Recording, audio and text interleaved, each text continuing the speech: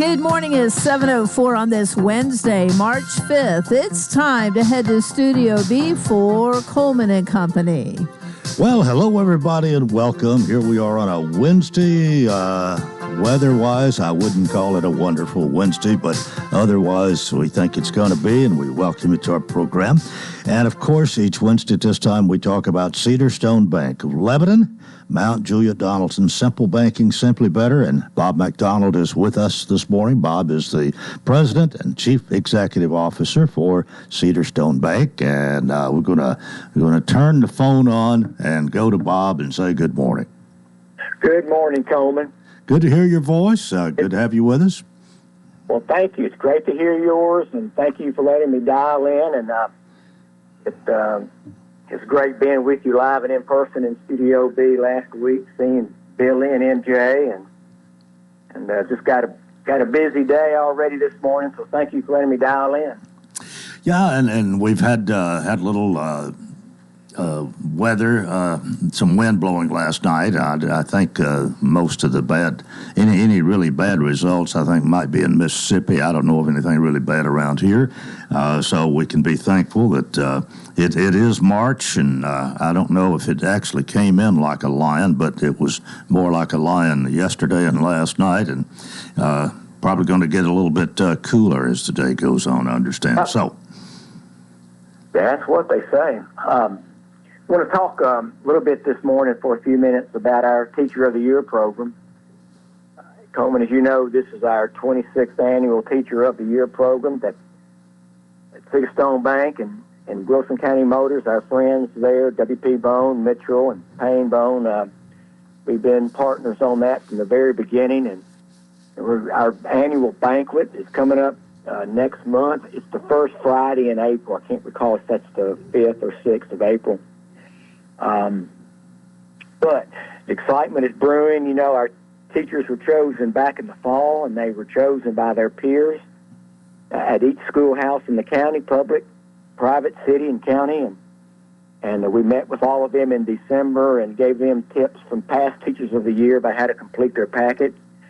And they completed their packets. They turned them in to us, and we prepared them to deliver to the committee at Cumberland University, the selection committee, which is made up of education faculty from the university. And they made their decision, and Debbie Whited, you know Debbie, my colleague there at the bank, held an envelope up to me on Monday, and she said, "Here, we have our winner." Oh. And I don't know who it is. I've not even looked. I don't know what school. I don't know his or her name. And but Debbie does a great job working on that with WP's colleague, Susan Lord. And so we're getting close to the finish line for this year's Teacher of the Year. We're very excited about it, and we appreciate all the support. Well, I bet Debbie knows who it is. Oh, yeah. Yes, yeah, okay. Debbie knows, and you know, it's like I said many times, it's how the details of how the teacher is chosen is very important. One thing we do is we redact anything in their packet that might tell who they are. Mm-hmm. You know, their name, maybe where they went to college, and so that the selection committee, you know, has all that information redacted, and so each teacher is assigned a number, and so they, when the committee will call, they'll say, "Hey, our Teacher of the Year selection is teacher number 14 or number 16," and so, but it's just a terrific program. We're so proud of it, and you know, we will celebrate 36 teachers that night. They're all Teachers of the Year. We honor each one, and then of those 36, one will be the Wilson County Teacher of the Year. But we're not just celebrating those 36 teachers, Coleman. We're celebrating every teacher in the county, and we're celebrating teaching and education, and in doing so, we hope we're uplifting principals and administration and faculty. And it's a great program, and we appreciate the way that you support us, Coleman, by having our winner on Coleman and Company at some point after their banquet and after their selection. Right. We certainly do our best. Well, I think that UNWP and Cedar Stone Bank, Wilkes County Motors should be congratulated and remembered every year for what you do, because it seems to really spotlight education and the teachers and means a lot. Well, we certainly that's the objective, and that's our goal. And we've had school districts from across the country hear about this, and they call and they'll ask us about the program, how it started, what's our criteria, and we've learned of other districts around the country who've created their own county Teacher of the Year program, and that's just wonderful as well to see the program expand out and go into other states and other counties. All right, we got about a minute. We can talk about loans and free checking for a second here. Well, thank you. We're into the final month of the first quarter. It's hard to believe. Yep. That the year's already well underway like that, and we're off to a really good start, Coleman. We're seeing a good loan demand. People are borrowing money for proper reasons, such as buying a home or renovating their home, or maybe a business is buying equipment. Maybe someone's buying a new vehicle. So we're busy in all of our loan categories. We're also very busy opening new accounts, whether it's a money market account or a CD or a checking account. Our Simply Free checking account is very active this quarter, as we always report to you. And for your listeners who do not bank with us currently, we invite them to come visit with us, see some of our great people. Let us talk about our Simply Free checking account and all the other programs that we have to offer. So we encourage your listeners who don't currently bank with us to come see us. We give them, it is free. We give them free checks. They can do their online banking for free. They can bank any way that's convenient to them. Sounds great. All right. Well, Bob, have a great one. We'll do it again next Wednesday. Thank you, my friend. Have a good day. Bob McDonald, Cedar Stone Bank. Again, Lebanon, Mount Juliet, Donaldson. Simple banking, simply better. We're 11 after the hour. This is the first Wednesday in the month, and unless something really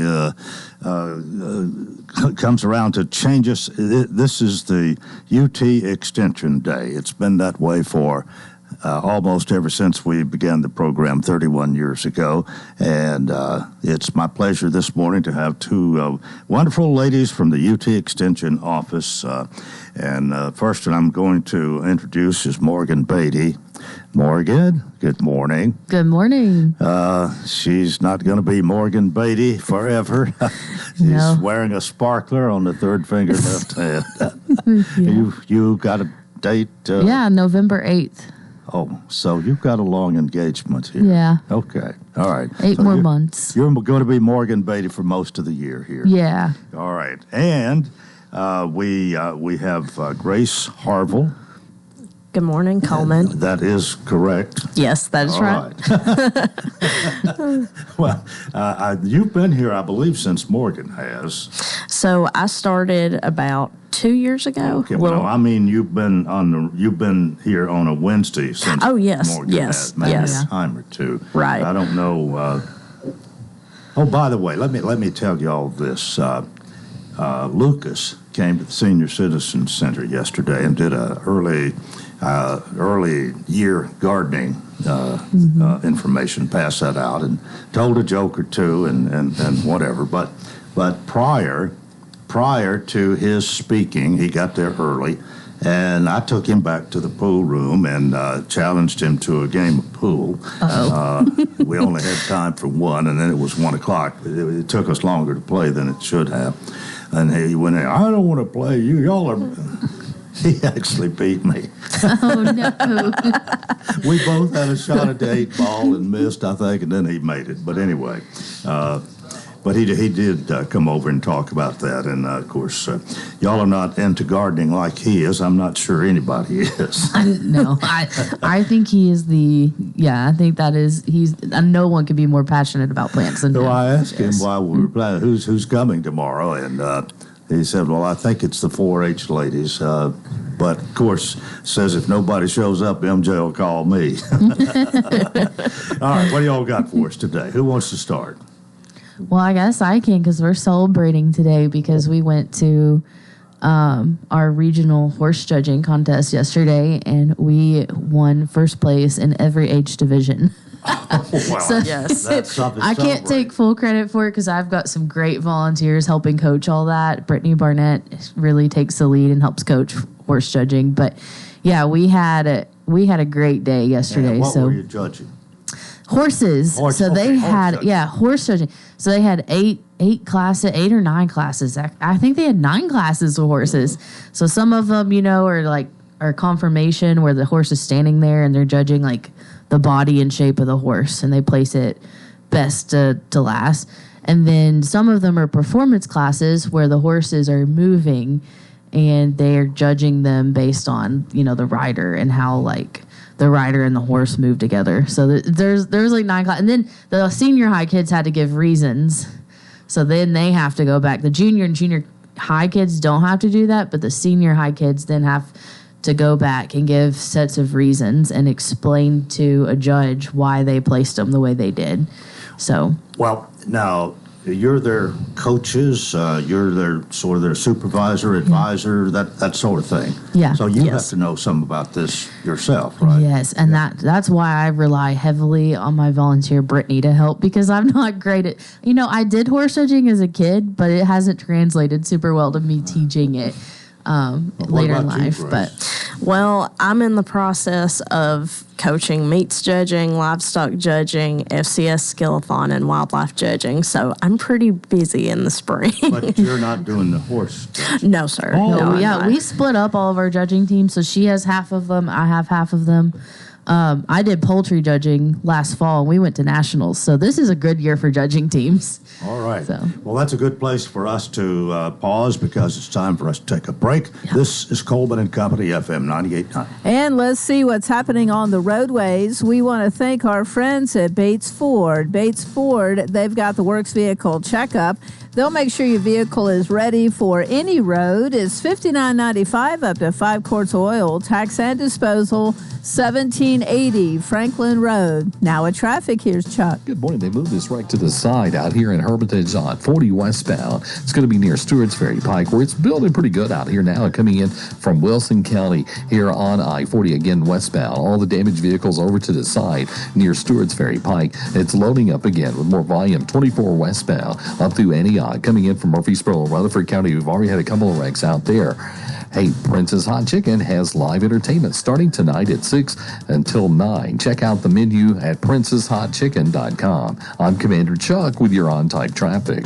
Hi, Cumberland Phoenix baseball fans. This is Ty Martin, and I'm an outfielder on the Cumberland baseball team. I'm from Gallatin, Tennessee. We're having a great season so far, but we have our toughest test coming up. On Tuesday, we travel to Georgia to take on the number 6 ranked team in the country, the Reinhardt Eagles. And on the weekend, we host Lourdes University of Ohio in a 3-game series at the 6. You can hear every pitch on these radio stations or online at WANTFM.com and GoCumberlandAthletics.com. Thank you guys for listening. Go Phoenix. Renewal happens here at Lebanon Center for Rehabilitation and Healing. Lebanon Center for Rehabilitation and Healing has experienced new leadership and a new atmosphere. Same location in the heart of Lebanon, 731 Castle Heights Court on the Castle Heights campus. Lebanon Center for Rehabilitation and Healing is providing 5-star clinical outcomes to short-term and long-term care residents. Call 615-444-4319 for a tour and to experience the new culture. Renewal happens here at Lebanon Center for Rehabilitation and Healing. Yeah, we're getting. Coleman and Company here on a Wednesday, first Wednesday of the month. We're featuring the UT Extension Office, and this morning we have Grace Harville and we have Morgan Beatty here. And I was just about to ask you, and on the air light comes on, you've got some construction going out there at your office at the Neal Building. What's going on? Just some expansion or what? Yes, so it's going to be an expansion to our office, and hopefully we're going to have a conference room that we can have some of our programming in, and then we're also hoping to add a kitchen so that our FCS agents can have cooking demonstrations and classes in that building. Well, y'all are really looking forward to that, aren't you? Yeah, Yes. it's supposed to be like 100-person conference room, so a lot of our meetings and stuff can happen in there. Right now we just have like a small staff meeting type conference room. Doesn't hold a lot of people. You got any anticipated completion date for that? Have you heard anything? No, it's kind of been a long process. We were told that once it started, maybe like 6 months or so, but we'll kind of see what happens, you know. Okay. But something to look forward Yeah, to. something to look forward to, for enjoy sure. the finished product. I think so, yeah. Definitely. What else y'all want to tell us this morning? Well, March is Extension Month, so okay. this is just a month that we use to celebrate all of the programs that we have in Extension. So Jesse and Lucas in our office cover Ag and Natural Resources, and then Leslie Watkins and Sammy Wyatt cover Family and Consumer Sciences. So we're celebrating Extension Month this month. And you two mostly deal with 4-H, don't you? It's not necessarily all, but everything involving 4-H kind of comes for you two to supervise and take care of. Yep, we pretty much take all the programs and judging teams and all those things and just sort of split it in half as far as like who coordinates what. We're both in the schools, do meeting clubs in the schools. We both work with our senior high kids, our junior high and senior high kids that are like in honor club and county officer positions and stuff like that, and turning in record books. So some things we kind of coordinate together, and some things we kind of like divide and conquer. Well, you mentioned the record books, or you. I guess if you have a project, you have to have some written explanation or data to tell about it and keep up with it. Is that something that these youngsters like to do? Do they hate to do it? I mean, you've been there. It's necessary, I guess. But you. It's kind of a love-hate relationship because I don't know that they necessarily love compiling the record book. We call them portfolios now, but like old school term is record book because it's their record. I mean, it's, their member records. So I don't know that they absolutely love the process of putting all of that together because it is a lot of work. However, they do love the opportunity to go to Roundup over the summer because if they're selected as a finalist in their project, they get to go to Roundup and compete. And if they were to win, they compete via interview. So if they were to win, then they get scholarship money. And if you're a junior or senior in high school and you win, you get a trip to National 4-H Congress. And that's kind of the like special trip to get to go on. They take you. It's right after Thanksgiving every year. The Tennessee delegation goes and they take you to Atlanta and really pamper you for the most part. You don't really go and compete. Used to, once upon a time when my mom was in 4-H or my parents were in 4-H, if you went to National Congress, there was like national competitions. And they don't really do that anymore. It's kind of a trip to like celebrate the juniors and seniors in high school and like the end of their 4-H career. And they feed them really well and they go to really cool workshops and they go to the Coke factory. And do a lot of fun things like that. So it's kind of a fun trip. You always get to remember. I went in like 2009. Yeah. And I went in 2018. So both of y'all have done the Roundup thing. Well, yes. Wonderful. We had to win our projects to get to go. Yeah. It took me all 4 years of high school to win my project. So I wasn't great at interviews, but I've really improved. Improved my talking to people. You do a pretty good job with an interview. Well, it's thanks to 4-H. I learned these skills in 4-H and all those years of practicing my public speaking skills. So, well, did you, Grace, have as much fun and as good a time as Morgan, you think? Yes, absolutely. National Congress is kind of like one of those once-in-a-lifetime trips that you get to take as a 4-H member. And if I'm being completely honest, I had no idea that they would select me to win in my project my junior year, but they did. And I was very, very thankful that I was able to go. Get you out of school for a little while, too. That's true. That's true. Not that we don't like school, but a trip to Georgia or to Washington, D.C. or wherever you go. Yeah. Cool. Yeah. Yes. Those kind of trips are like once in a lifetime and really really fun. But just thinking about in supervising and mentoring these 4-Hers like you do, and then you have been there and done that, and so you even want maybe even more for some of them to be as successful. That's the craziest thing about being on this side of it. You think, like, as a kid growing up in 4-H, you think the best part about 4-H is winning and getting to do all these things, and I think it's like even better as a 4-H agent to like help a kid win their project or win a judging team or whatever, and get to see them do something really cool, and sometimes better. Sometimes some of them are doing better things than I did, because I'm passing on those skills, and they've learned from my mistakes, and they're doing better and greater things than I did. So it's exciting. Okay, you said March is what? Extension month. Okay, the whole extension is kind of being highlighted during this time, and 4-H is just one of many things really that's offered, and you don't have a big staff. Lucas described, I think he may have mentioned to everybody yesterday when he was talking. It's not all that big a staff, but everybody's got an important role to play, and you especially with leading the 4-H and directing them. We have others who like Lucas gardening, and others have their own specialties, and another good thing about it, of course, if you don't have the answer, if it's not available off the top of your head or at your fingertips at the office, you can always call Knoxville, right? Yep, right. One of our specialists. That's what we do. One of our specialists, or there's an extension office in all the 95 counties in Tennessee. So if we don't know a piece of information, we can always call another seasoned agent, as we like to call it, in another county, and they might know the answer as well. Well, I don't know whether you're the ones to ask this, but you certainly have an opinion, I would think.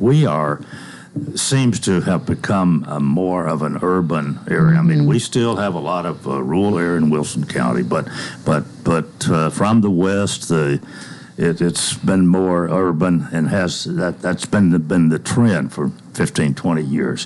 Does that ever disturb you, coming from somewhat of an agricultural background, as to what might happen? And I mean, you probably see this with some of these students that you deal with in 4-H, that they don't know as much maybe about gardening or canning or cooking or things as maybe somebody did 10 years ago. I'm guessing, but am I close to right?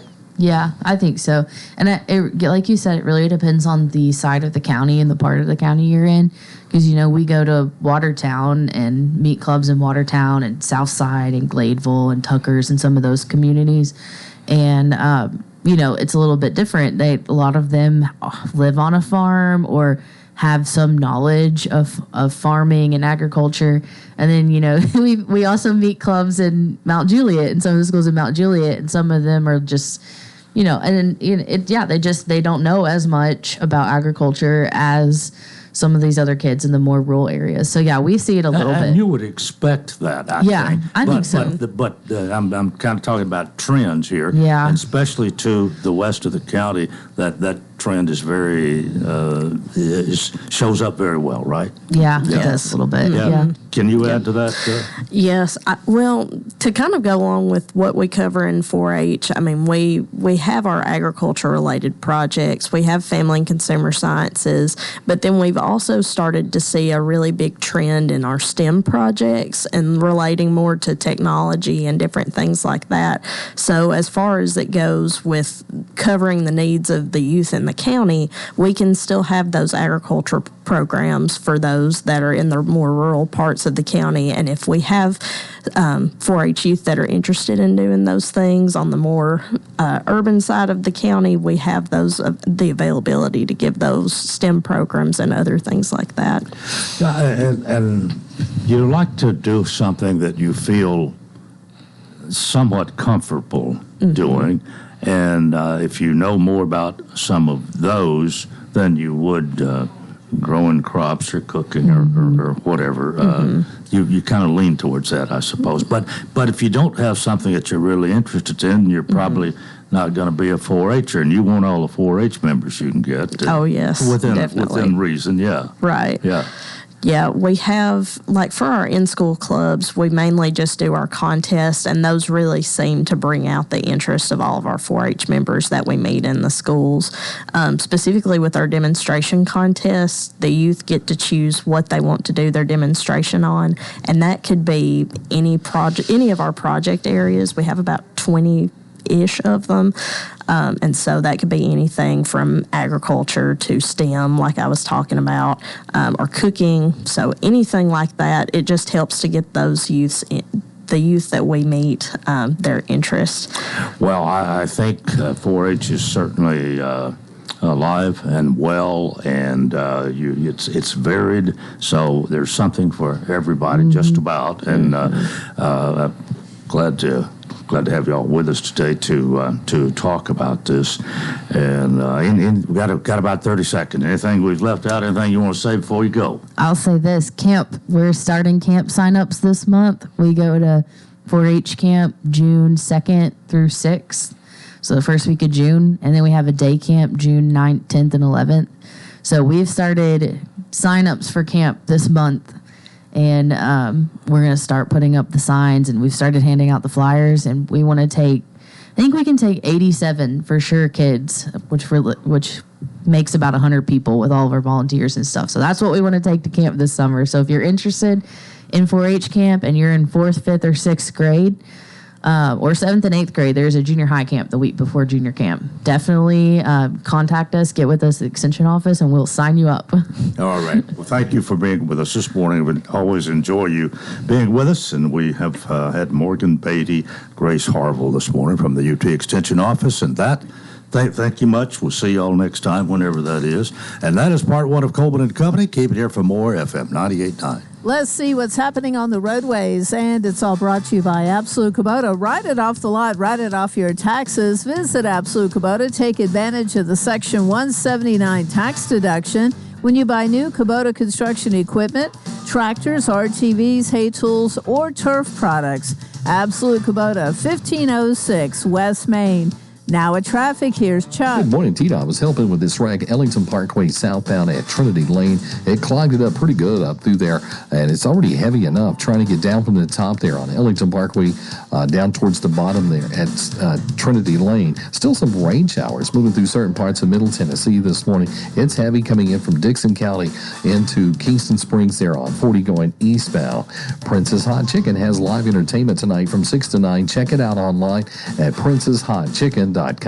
I'm Commander Chuck with your on-time traffic. Simple banking, simply better. Since 2004, that's been our motto at Cedarstone Bank. I'm Bob McDonald. We know that financial decisions can sometimes be complicated, but that doesn't mean solutions have to be. Whether you're buying a new home, renovating your existing home, or buying a car, or maybe you're a business that needs to purchase equipment or the building you operate from, we have all the technology that will allow you to do your banking online or on the telephone, or you can come in one of our beautiful branches and see our great people. With locations in Lebanon, Mount Juliet, and Nashville, Cedarstone Bank. Simple banking, simply better. Member FDIC, Equal Housing Lender. Are you looking for a great career with a great company? Do you have extensive heavy equipment experience? AMI Construction, based out of Lebanon, Tennessee, is seeking skilled motor grader operators to join our team. The ideal candidate must have a minimum of 2 years operating a grader. We offer awesome benefits, such as company-paid health insurance, competitive pay, and more. If you're interested in joining a growing company, please visit our website at www.amikconstructioninc.com/join the team or call our office 615-547-0797. We'll have windy conditions again today with a few showers still possible. Morning temperatures in the 50s, dropping into the 40s during the afternoon. Wind gusts may still go over 40 miles per hour, and then cloudy tonight, lows around 30. This weather forecast brought to you by Walker Auction and Realty, professional auction and real estate services. Get top dollar for your home, land, or personal property. Log on to MikeWalkerAuctions.com. They know auctions. With your Severe View forecast, I'm Storm Specialist Drew Richards.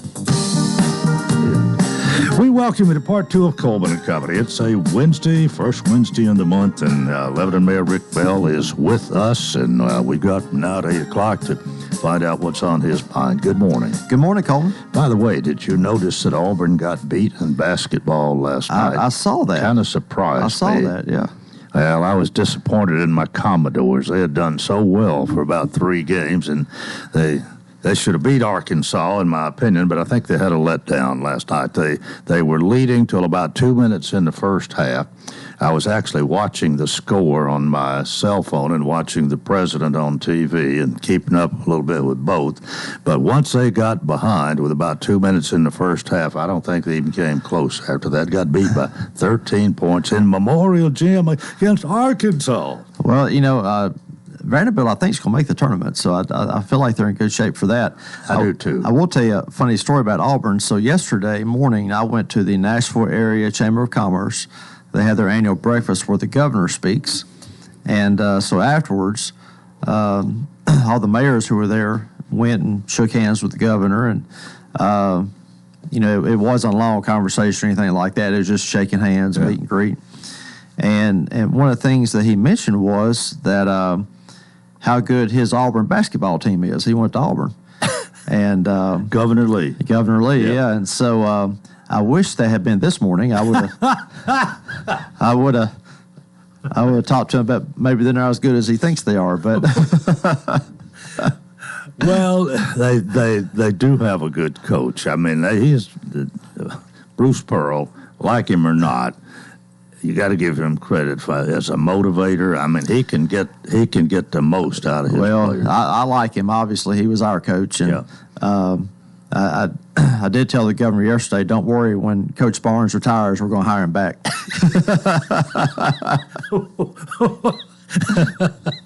Well, it sounded like you had a nice trip yesterday. Yeah, it was good. It was in Nashville downtown, and it was a big crowd there, and a lot of mayors. Mayor Hutto was there, and from around Middle Tennessee, and it's always good just to get together, and it's always a great event, and just to see everybody. So yeah, it was fun. Yeah.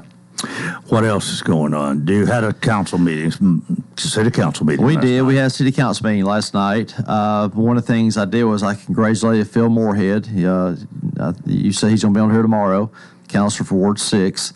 He was recently appointed by the Tennessee Municipal League to serve on their bond fund board. So you can ask him about that tomorrow. All right. It's really important for us to be involved in the organization. For people who don't know, the Tennessee Municipal League is an organization that assists cities.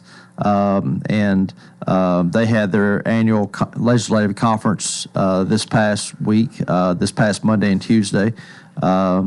And I went to that. That was in downtown as well. I went down there Monday, and they do all kinds of things for cities. They watch out to see what the legislature is doing concerning cities, and also they're a bonding agency for us. So there's different aspects that they do, but Phil can talk to you more about his role tomorrow. But it's really good to be involved in that, and to again, when I was at the meeting Monday, I got to talk to the city manager of Crossville. I talked to the mayor of Livingston and several other people. And it's really good just to get together and talk and find out what other people are doing and to get an update from the municipal league as well. So that was a big day too. Well, what was it like talking to the mayor of Livingston? Is Overton County, I believe it is. Yeah, it's up past Cookeville in that area. It's kind of north of Cookeville, but it's not not that many people. It's a rural area. Just almost totally different from Wilson County, really. It is, and it's hard to get there. When I was first mayor, I went there. They had something I wanted to look at. They had a park in their downtown that I wanted to see what it was like. And I talked to the former mayor then, and now they have a new mayor, and she was really nice and really talking about some of the things going on there. And we really talked about the differences, between us and them. And just last week, Sarah Haston, our economic development director, she spoke to a group of mayors from more rural areas about our economic development and some of our strategies. And so the mayor was talking about how good a job she did. And really it's, we talked about how we're in different situations. We're here in a growing area. We're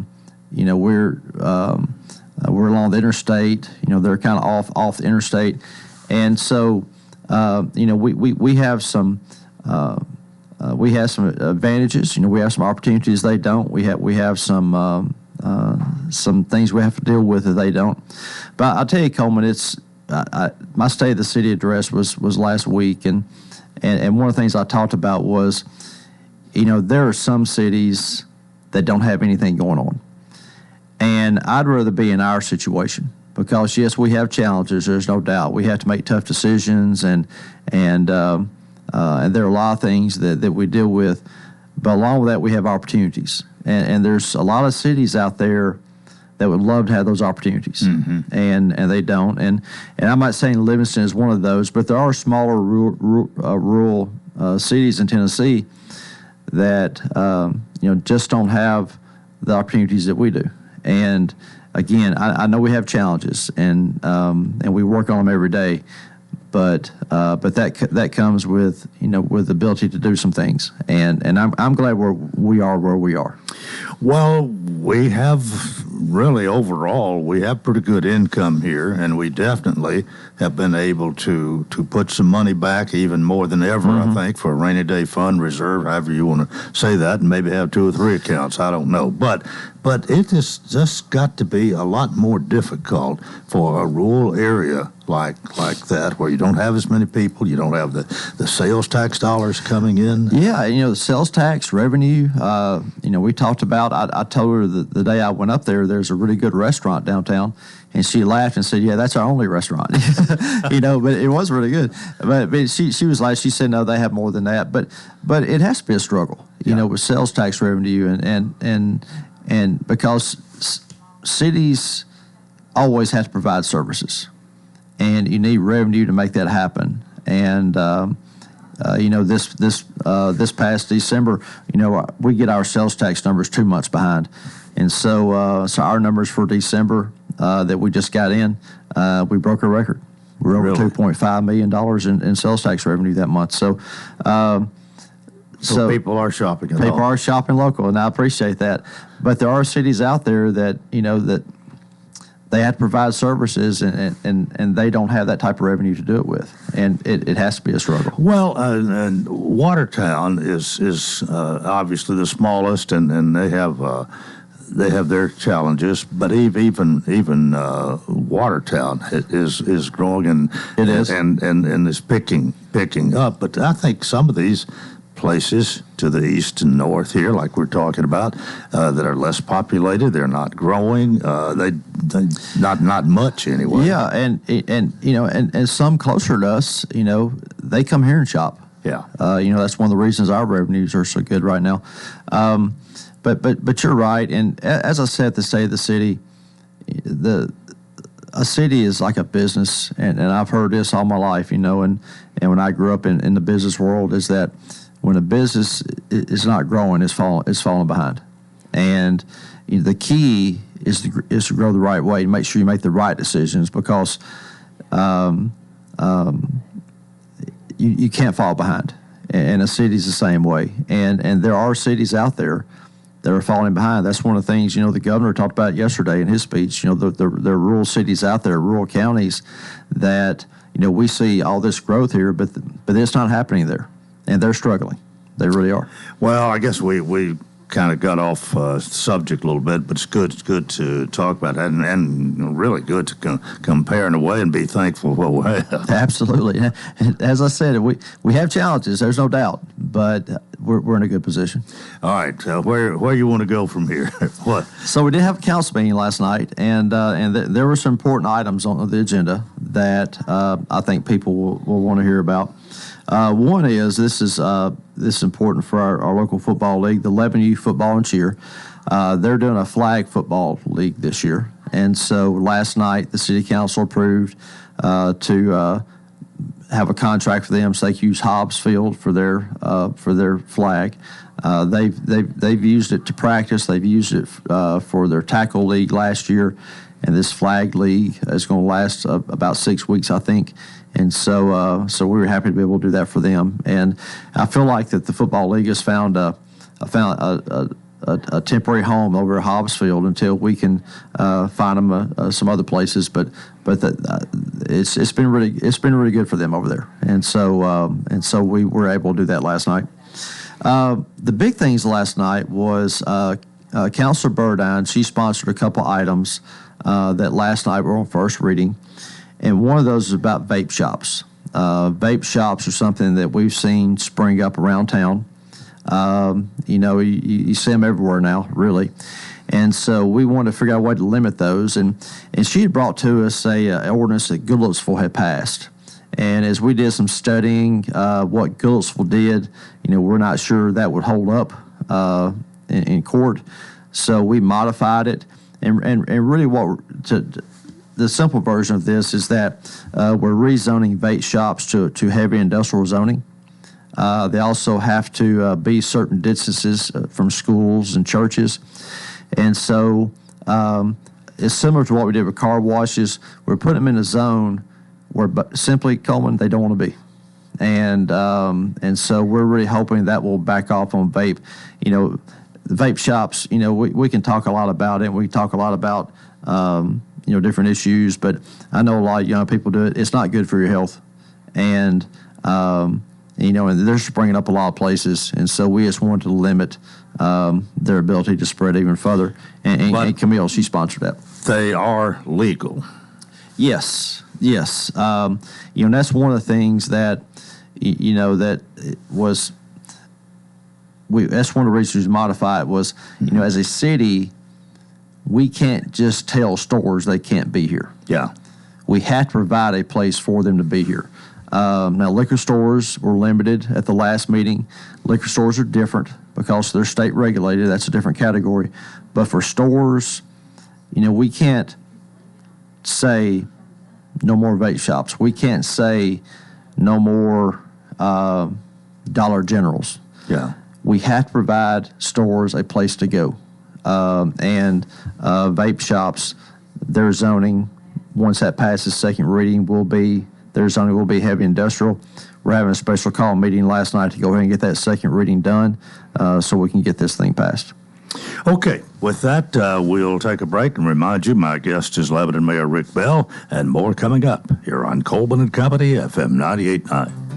All right, let's see what's happening on the roadways. It's all brought to you by our friends at Bates Ford and the low price tire guarantee on all tires every day up to 30 days after the sale. There'll be any competitor's pricing on the tires they sell. 1780 Franklin Road. Now with traffic, here's Chuck. Good morning. An accident in the Jolton area has got traffic jammed up here pretty good on 24 eastbound at Whites Creek Pike. That's going to interrupt all that traffic flow that comes through that area in from Clarksville. Again, it's 24 east in the Jolton area. It's got traffic really slow as they clean up that accident. 24 west remains heavy up through the Antioch area, making your way out of Rutherford County, Murfreesboro into Davidson County. Hey, when you need dependable towing here in Middle Tennessee, make sure you call STR Towing and Recovery. Check them out at strtow.com. I'm Commander Chuck with your on-time traffic. Gregory Dental Group in Lebanon is in a new location, 1746 West Main in Lebanon, across from Sports Village. Gregory Dental Group offers cosmetic procedures, dental implant services, and digital dentures. Premium dentures in just 2 appointments. Hi, I'm Dr. Derek Gregory. In my office, you can count on a compassionate staff who will truly listen to you, take the time to get to know you, and discuss your personal needs. No insurance? No problem. Call about the discount plan. Gregory Dental Group, 444-0322. Have you ever desired to live in a stately historical home in the Lebanon Historical District? If so, now you have the opportunity. This is Lou Ann Snyder of A.G. & Johnson Realty, and along with Ed James, we have a large 2-story home listed in the Cumberland University Historic District. It features a brand new roof plus a new HVAC system. Call Ed or myself, Lou Ann, at 615-444-0909 to schedule a tour. And we continue our final segment of Coleman Company here on a Wednesday with Lebanon Mayor Rick Bell. Well, we've covered a lot of territory already, but we're not through. We're not. There was another item on the agenda last night that I think people like to hear about. So, Camille Burdine, she also sponsored this one. And one of the things, Coleman, I mentioned vape shops. One of the things we have seen with vape shops, some liquor stores too, is illumination, lights in their windows. You may have ridden around town and seen it where they have these really bright neon lights that border their windows. Mm-hmm. They're super bright. And so it's a terrible look. It really is. So she sponsored ordinance last night to really limit that. And so what passed last night was a store. Now, let me say this. Even though vape shops and liquor stores do it mostly, this is for all stores. Okay, we can't do something that says, okay, one store follows this rule, another store follows another rule. So that would kind of be discrimination. Yeah, you can't do that. So for all stores in their windows, once this passes, this was first reading, once it passes, which will be tomorrow night, you can have one sign in your window that lights up. It has to be within a certain size. So you can't have those things bordering your window. You can't have a bunch of neon signs in your window. You can have one. And so, so that passed on first reading last night. Both things I just talked about passed unanimously. And but what's a lot of discussion as there has been in work sessions. Okay. There wasn't a lot of discussion last night. We've had work sessions about this where there was a lot of talk. But again, if you just ride through town at night, you'll see some things that really think, man, it shouldn't look like that, and it really shouldn't. And so, so that passed on first reading last night. Again, we'll have a special call tomorrow night where that'll pass on second reading. It'll go into effect, and we'll start working on that. You think enforcement will be much of a challenge for that? I guess they're just going to have to comply with. Well, we have a codes department, and what they'll do is they'll send letters to people. They'll go by and see people, and we have one person who deals with signs specifically. Signs, all kinds of signs, and he'll be a big part of this. As far as enforcement, I don't know that we'll go in and say, okay, you have to take it down today, but at some point, those lights have to go. Mm-hmm. Again, it's, we talk a lot about Lebanon, about beautification, wanting our city to look good. We have a beautification package we're doing ourselves for our property. But, to look good, everybody has to be on board. And I know everybody here wants the town to move forward in a positive way, wants the town to be attractive, and these aren't attractive. And we'll get some pushback. I know we will from people who say, well, this is my window. But ultimately, we have the ability to put this regulation in. And I think for most people, it's going to be a positive. I really do. We have some lights that are pretty distracting as people drive down the road. They're that bright. And so this was the right move. I really believe that. And I appreciate Camille sponsoring it. But once second reading happens, we'll start enforcing it. Mm-hmm. And again, that call meeting tomorrow night. So it is. It'll be a special call. It's at 5:30 tomorrow night. So if anybody wants to come, it's just like a regular meeting. We'll have citizen comments and everything. So it's 5:30 tomorrow night at City Hall. One more thing on the council agenda last night. We've been working on a pedestrian priorities plan, and this is something that's involved community engagement. It's involved our engineering and planning staff, where it's basically a sidewalk plan throughout the city, where we think the places are where sidewalks need to be built, where they need to be repaired, and so that plan went in front of the council last night to be approved, and a big part of this is it's a guide, as we go through the future of, okay, as we build sidewalks, what are the priority places for them to go, but also having this plan allows us to get grants. That's one of the things I've learned is grants out there. There's monies out there we can get, but they want you to have a plan to go with it. Mm-hmm. So this is a plan to help us get grants, and so I think that's important too.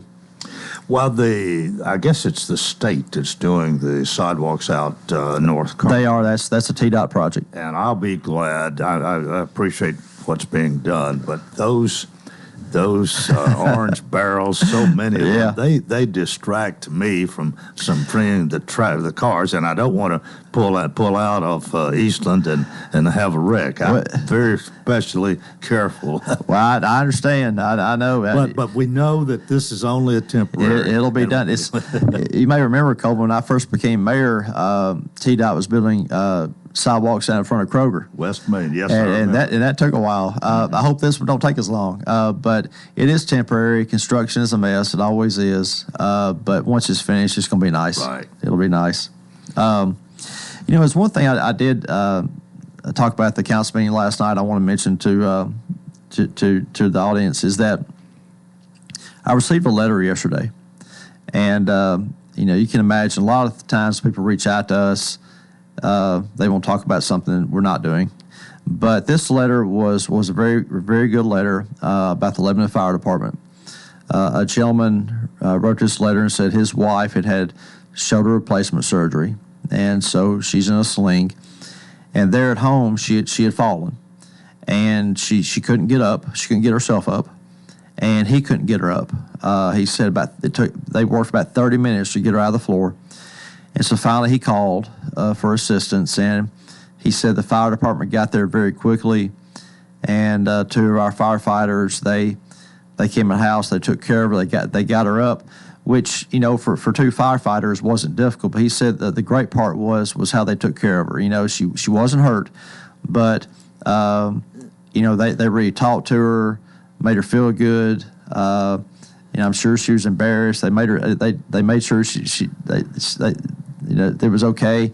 And he said they spent a lot of time just talking to him, and so he sent a letter just to appreciate how well those guys did and how well our fire department did.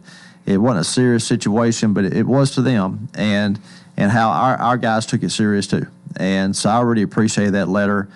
I appreciate everything the fire department does, and Chief Baird, and everything the LPD does too, and Chief Justice. But it's always good to hear from people about when they interact with city employees in any department, how it's an enjoyable experience. And maybe even go a little bit beyond the call of duty. I mean, to spend extra time there and just assure them and make absolute sure that they're okay. And I think that's really what he was talking about. Yeah. They spent the extra time to talk to them and to make sure everything was good and really that personal touch. And so I appreciate those guys. And he didn't know who they were.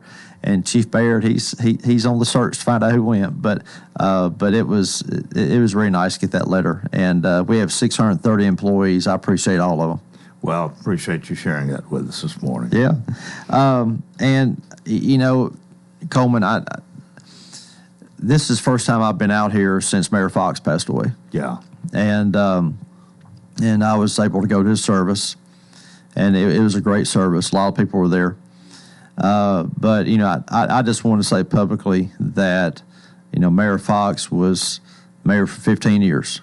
And, he was mayor, during a very important time for the city. And I remember the whole time he was mayor. And the things he accomplished were, really amazing. As I said last night at the city council meeting, we're in the city hall we are now because of him. That was his idea. Now, the council had to approve it, but that was his idea. It was his idea to have the Jimmy Floyd Center. Don Fox Park, which bears his name, that started under him, which was really our first community park. And having talked with Jerry McPeak, who I think was commissioner of revenue back at that time, Jerry told me some stories about being with Don and how he came up with the idea of the park. And I mean, really, it was his idea. And you take some land over there. It was in the floodplain, not good for a whole lot of other things. And how wonderful, really, that has been and is for the city. Oh, it's been great. I mean, it's, for all these years, I mean, there's people over all the time at that park. And the things he accomplished, and the list goes on, but, his legacy will stick with us for decades. It really will. And, I just want to thank him for what he did. And I got to see him a few times since I've been mayor. He would come up for retirement parties, and so I got to thank him in person. But I just want everyone to keep his family in your prayers, his wife Joyce and the kids and the grandkids. And, at the service, you could really tell, we think of him as Mayor Don Fox, but obviously to them, he was their husband, father, grandfather, great-grandfather, and you could tell how close that family is. Yeah. And so I just want to say that, that Don Fox will be remembered here for a long, long time. Yeah. Okay, if we covered everything on your list. One more thing. We have our Lebanon History Museum, and last week I was able to give a couple tours. One was to the third graders from Friendship Christian School, and they all had a great time. And then another one was Coleman University has a museum studies class, and they came up and checked out the museum. And so I appreciate them doing that, giving me the opportunity to talk to them. And this is a reminder to let everyone know the museum's open every day. So if you want to come up and look at that, please do. Well, we've got another minute and a half here. What is there? What to entice people? Well, so we've changed it around some. We've worked hard on that, but really it's a history of the city, and there's some great artifacts in there.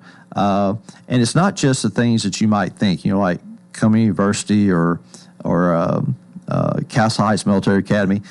We have history of our police department, our fire department. We have about the airport. We have about the Native Americans who lived here, originally.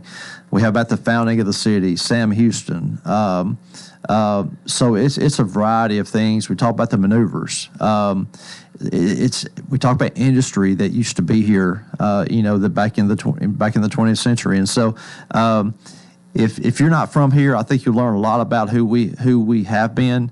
If you're from here, it's going to bring back a lot of memories. Yeah. Yeah. Okay, and did you come during regular hours? Just come through regular hours. We're open from 7:30 to 4:30. Just come in the lobby, and we can get you to the museum. All right, very good. Well, that takes care of our time this morning.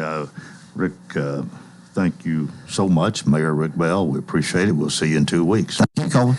That's going to do it for Wednesday. And until tomorrow, I wish you a wonderful day.